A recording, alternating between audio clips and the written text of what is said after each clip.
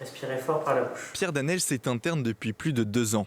Il commence sa tournée soulagé par la baisse d'activité. Dans son unité, un lit sur 2 est actuellement occupé. La fatigue non plus n'est pas totalement retombée.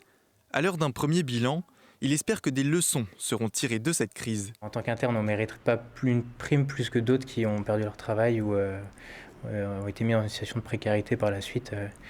Après, je pense qu'il faut aussi revaloriser tout le système hospitalier et faire attention aux conditions de travail de chacun, mais ça, c'est tout le temps et pas que pendant la crise.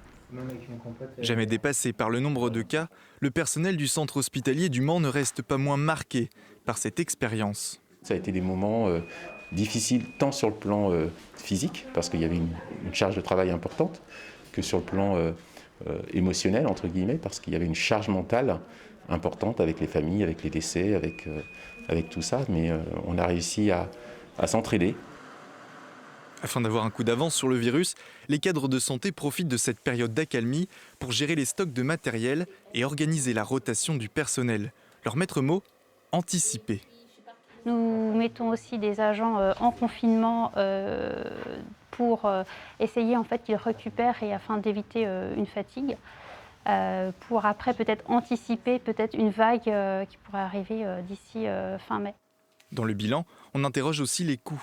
Peu élevés selon la direction, grâce au transfert du personnel des services mis à l'arrêt pendant le confinement vers les unités sous tension.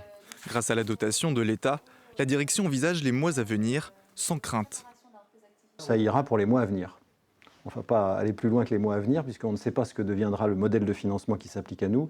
Mais pour les mois à venir, on est tout à fait serein quant à notre capacité d'assurer l'équilibre économique de notre établissement.